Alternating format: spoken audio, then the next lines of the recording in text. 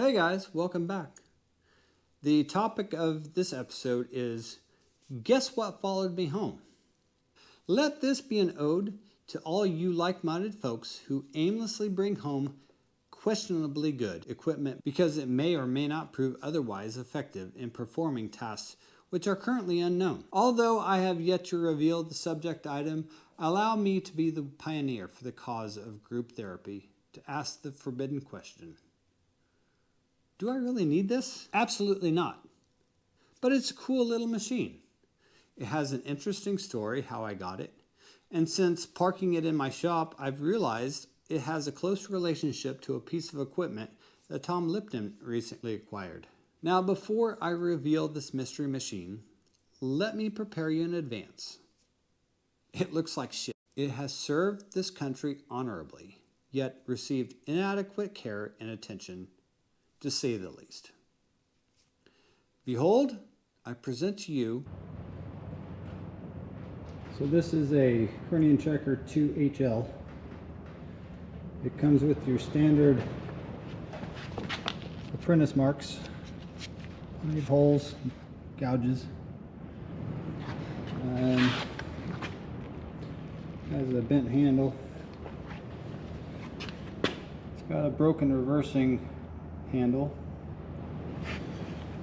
Let's see here, what else?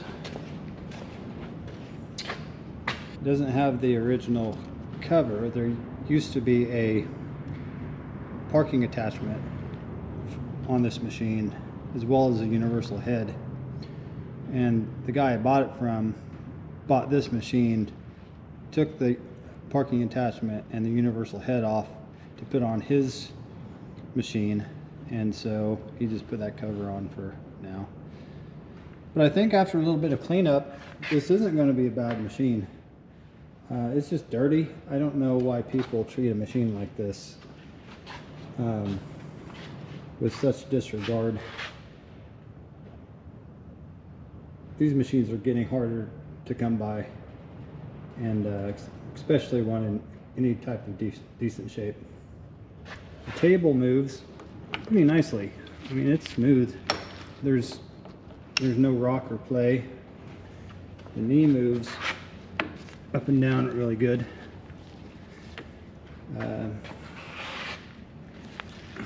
That feeds in really good. I'm gonna have to go through this whole machine, get it all cleaned off. Sorry about the bad lighting in here. Get it all cleaned off, and I'll probably paint it. They could use a nice new coat. At the moment, I'm trying to get these overarms unstuck. They are absolutely stuck.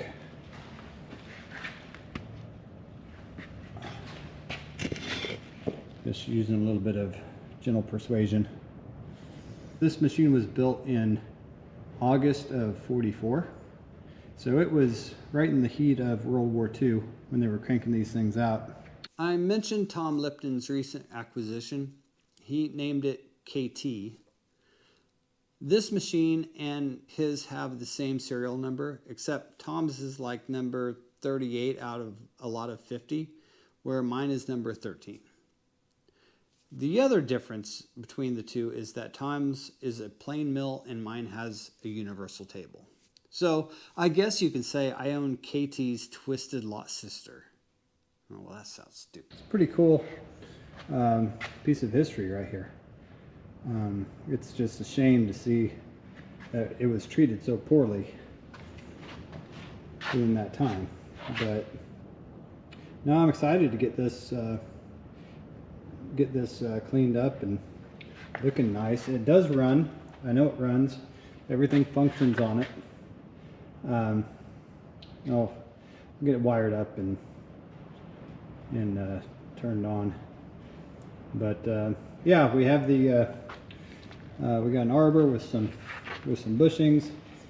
We have the two overarm supports. Some other random stuff in this dog box.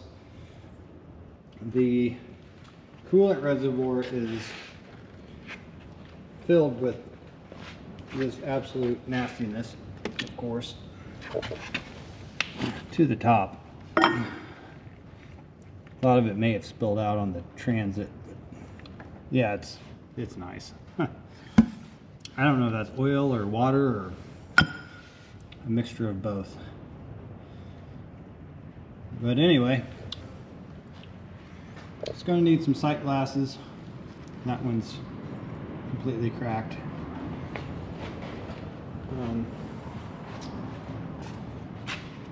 That one doesn't look too bad. That one's kind of hazy. That one's a little hazy, but it'll probably clean up okay. I don't know if it's leaking or not. It doesn't have any oil in it, so it may need to be replaced.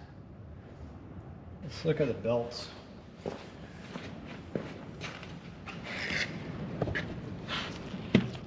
One thing I haven't looked at yet. Okay, so the belts need, I mean, they're there. They're a little cracked and rotted. I may have to change those. Pulleys look okay. Just needs to be cleaned up in here more than anything.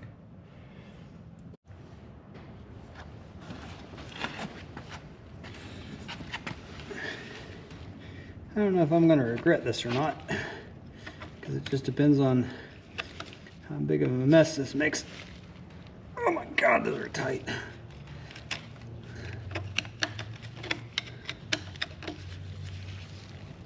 Oh.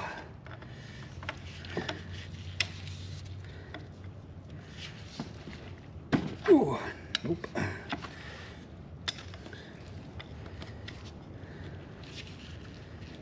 Okay. I think it's something to hopefully pop those loose.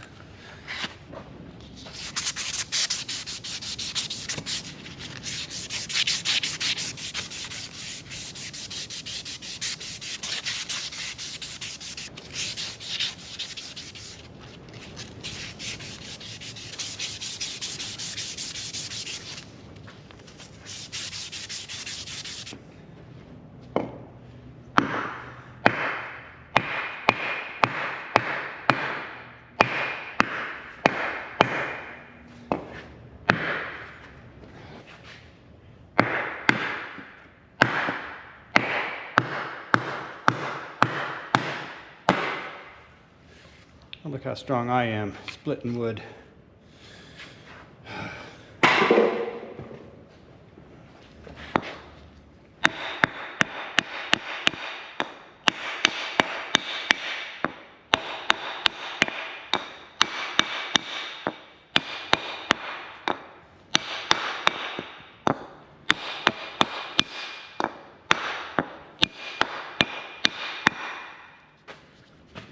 My son was practicing his staple gun skills on this block of wood. I think he's got it mastered.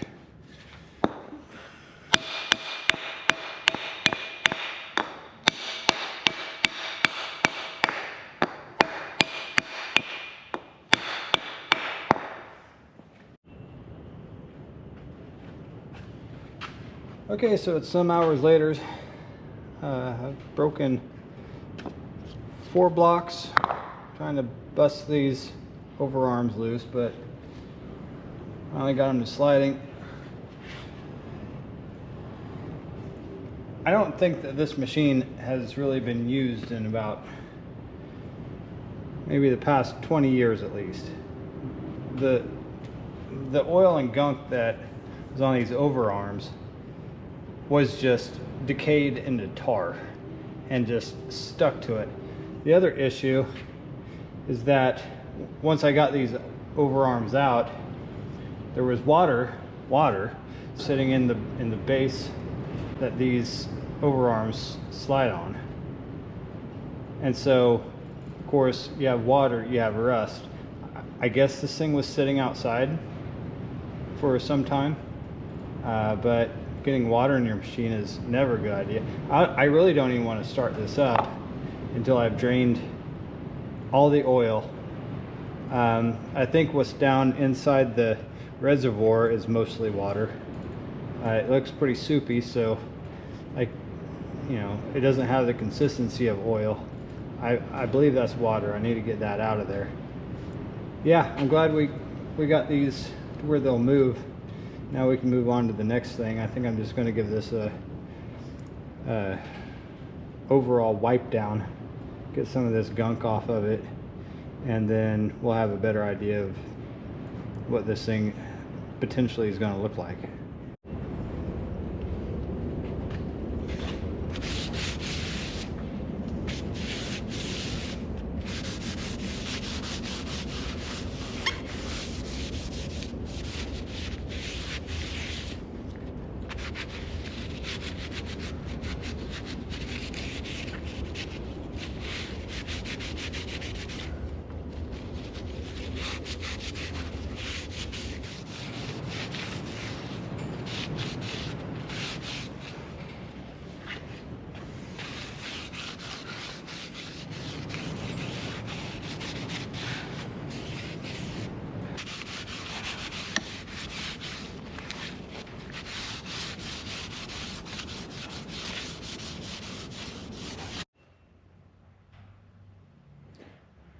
Okay, so we got this cleaned up a little bit.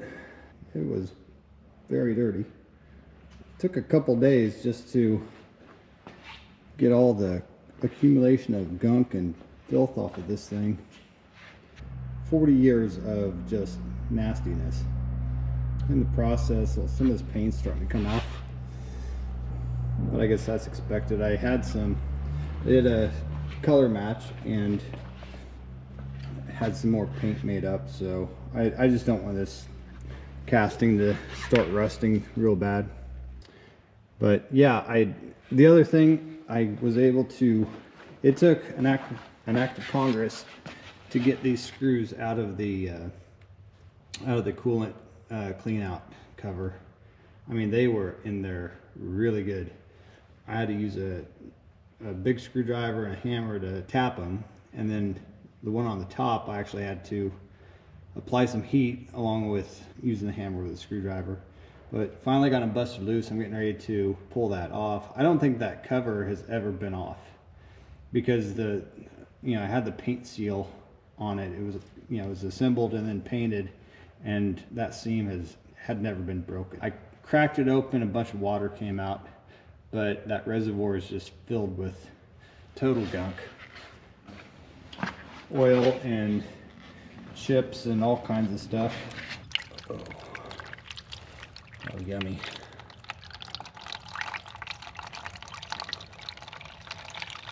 Oh, isn't that nice?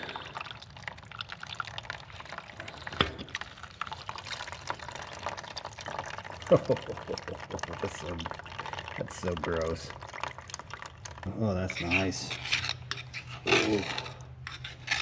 Oh, that's something.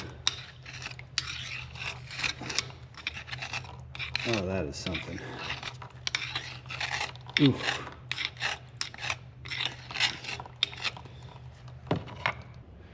Okay, I guess we'll change the oil on this. Can't wait to see what kind of stale ooziness comes seeping out of this thing.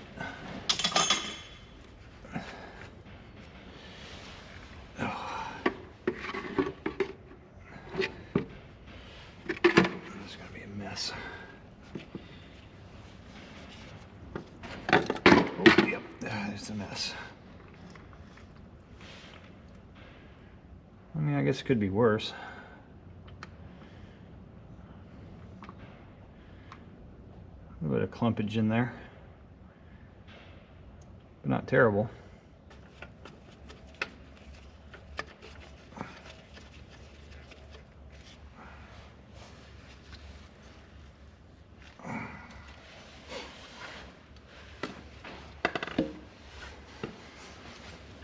All right, let's see if there's any oil in this knee. Kind of doubt there is.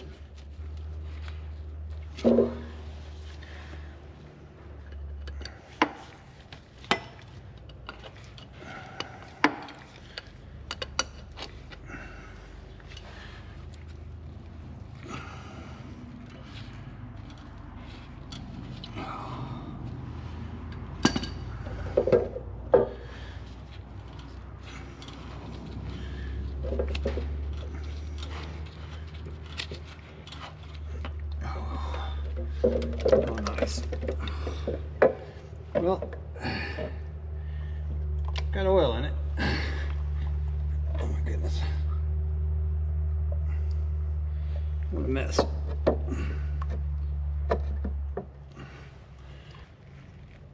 That doesn't look too good.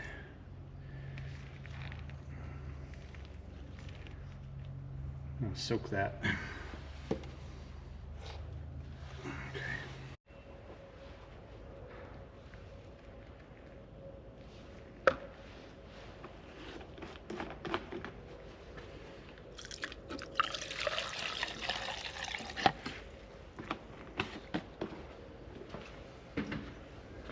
I just recently went and visited Ron Grundy.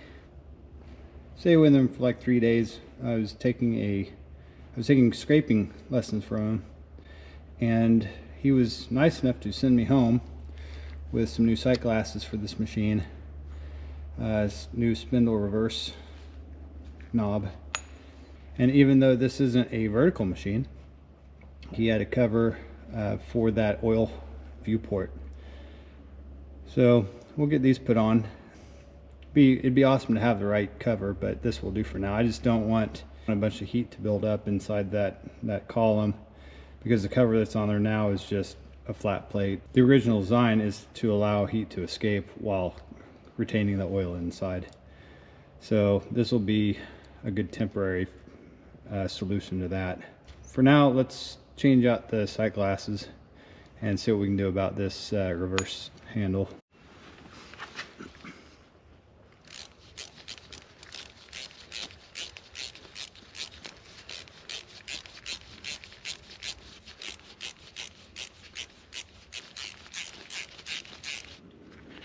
I don't think that sight glass has ever been off there.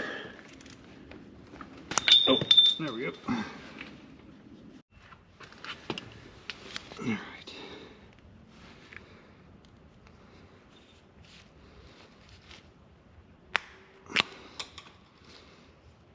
All right.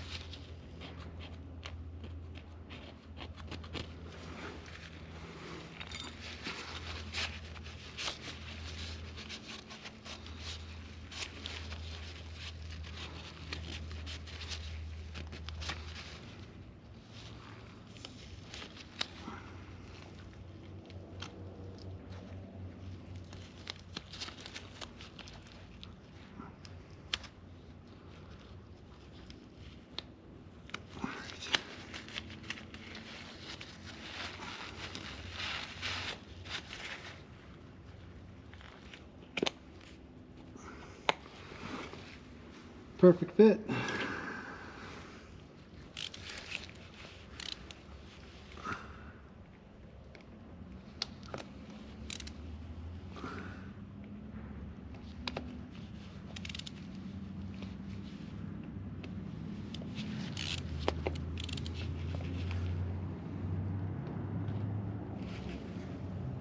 All right. Nice. Now we can see our oil level now.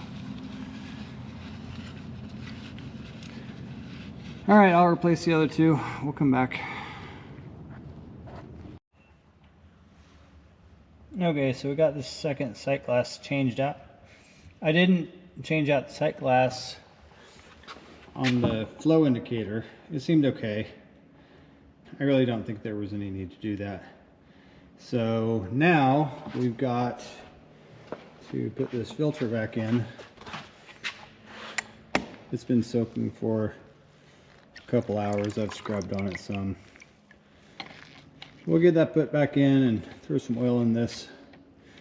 do a little wiring and then fire it up, see how it sounds. I'll bring you back. Oh, we'll get a spill on this stuff.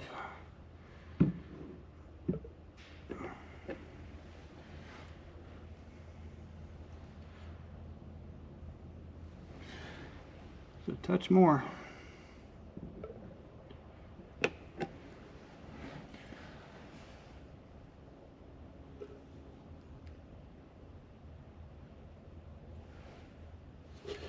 That'll do.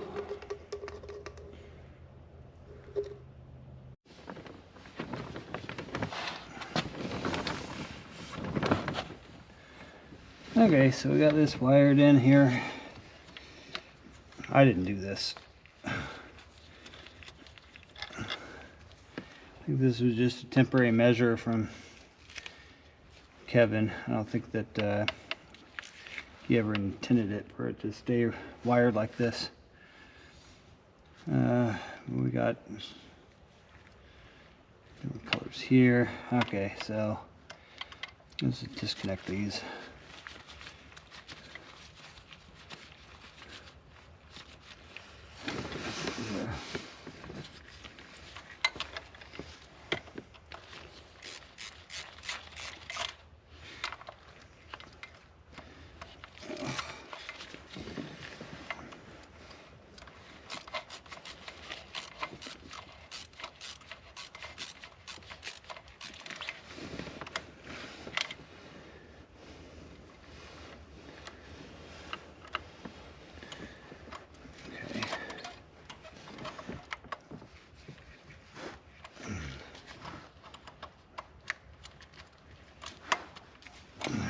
Different tip.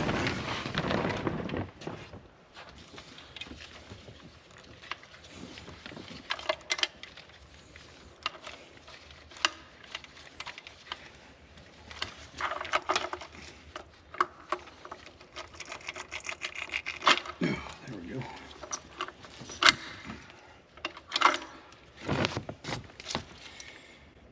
Okay, I'll make up a new lead. Be right back. Okay, almost moment of truth. Got this wired in, a little heavier wire. Stick that on there. We got the other end of the cord wired in with a 3-phase plug. We'll get that plugged in. We're going to check the rotation to make sure that we have this wired correctly. If it rotates the wrong direction, we'll have to switch 2 wires. Okay, keep an eye on it. Make sure it's rotating counterclockwise. I'm going to turn this on and we'll check the rotation. There we go. Alright.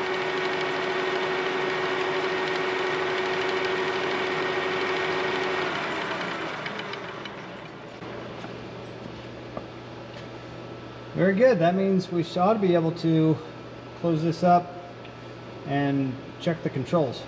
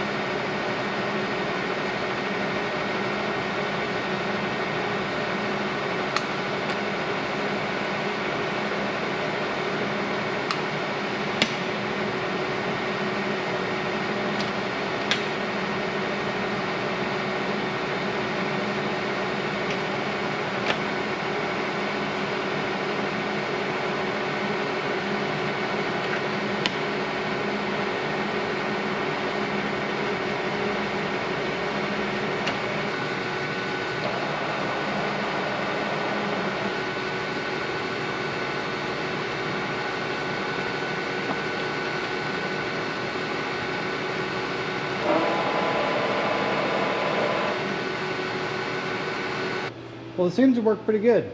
It's really quiet. The table seems to move smoothly. The saddle and the knee, all sounding good. The internals just sound really, really good. Got a couple more things to do to this before we wrap it up.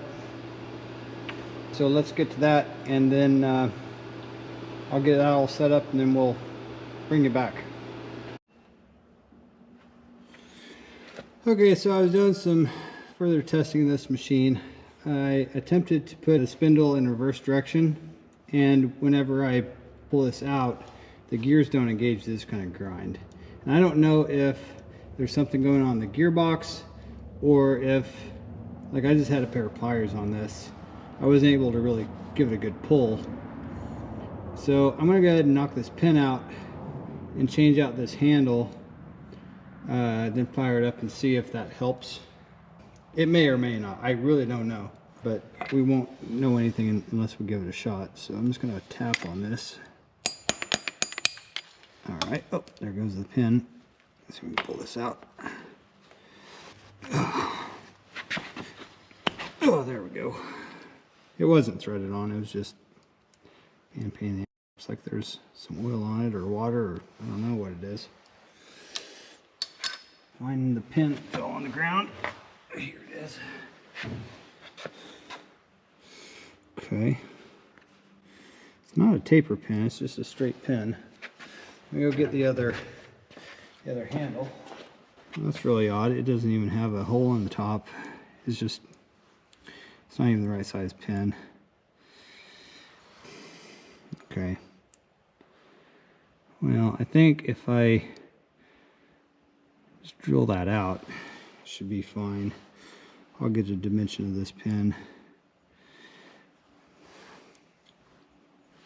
But yeah, will that fit on there? Yeah, it'll fit on there. Okay, we're back. It turns out that this is a tapered pin. It goes in this old reversing handle. This is number 3. I do have a number 3 reamer. So oddly enough, the larger diameter is on the bottom side of the handle. You'd think that it would have wanted to fall out that way, or be more likely to, but obviously it doesn't. So number 3 reamer. I made a mandrel off camera just to set this handle on. Put it in a 5C collet block. I'm going to pre-drill a hole through the mandrel. Just put an 1/8 inch diameter hole through it. I'm going to go up to a 0.2, and then from there I think I can start hand ramming this to get it to size. So let's get that started. We'll get some holes drilled, see where it goes.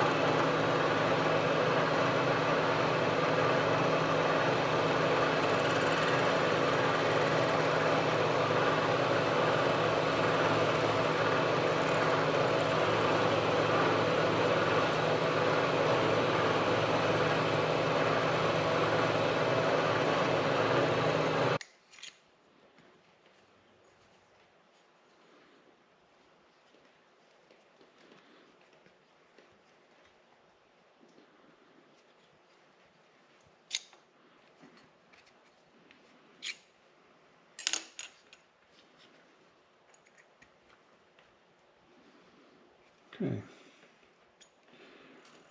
making some headway.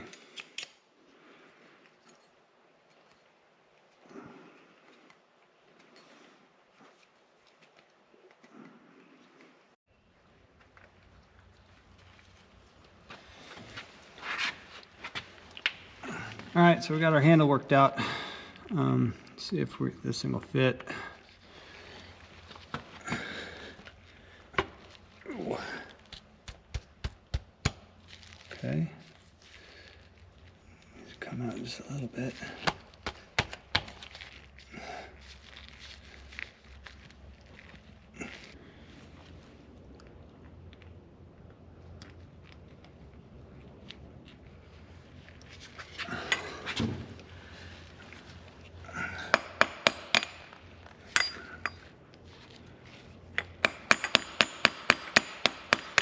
There we go. All right.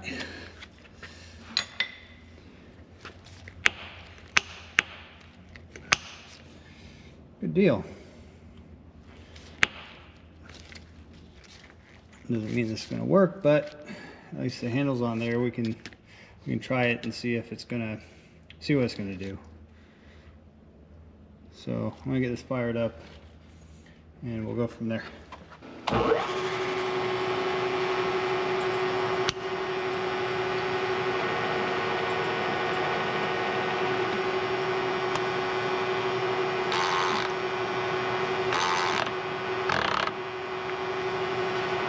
So it just doesn't want to engage.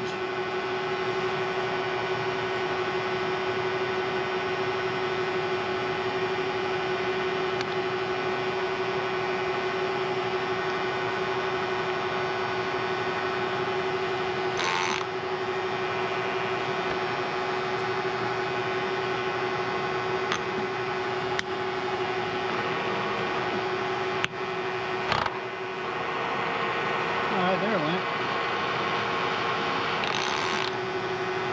It jumps out.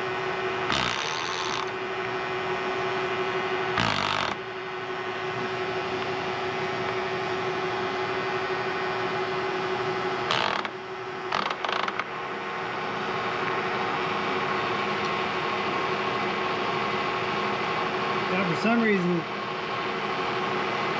it doesn't want to stay engaged very well. I mean, once you get it pulled in, it will. There must be something wrong in this box. I'd imagine the reason that old handle was broken was probably trying to get this engaged, probably beating on it. And of course, we know what happens when we beat on stuff like this. That would be my guess. I don't know for sure, but let me run this at a higher speed and see if it stays.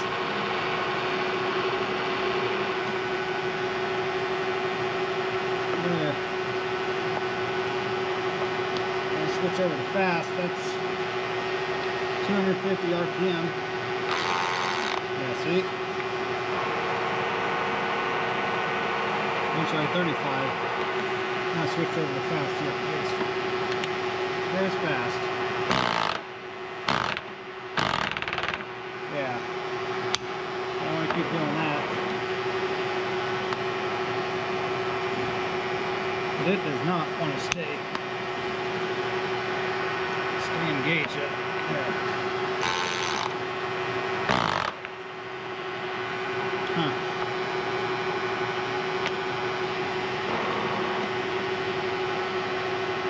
Yeah, there's something going on in there. I'll probably have to take this whole thing out and do some investigation. But that's not going to be this video, I promise you that. But that's definitely not right. So anyway, well, we got our troubleshooting done. This video is getting pretty long, so I think we're just going to leave it right here. There'll be some more work going on with this machine. Not sure exactly what yet. I'll have to consult the parts manual, see what everything looks like in there. Maybe get an idea of what might be going wrong with this reversing system. Yeah, that ought to be a pretty interesting video. And my light is about to go dead, so now's a good time to shut this off. So anyway, yeah, that's all we got. We'll meet you back over at the bench. Well, it looks like this old war beast has a heart that just won't quit. She does need a little mechanical attention before we get her looking nice. For the most part, however, she's kind of a doll, and she's starting to grow on me. If I can get that pesky spindle reversing issue resolved, then I dare say she might be a keeper. Anyway, keep an eye out for upcoming videos about the progress of this machine. Thanks for watching, and we'll see you next time.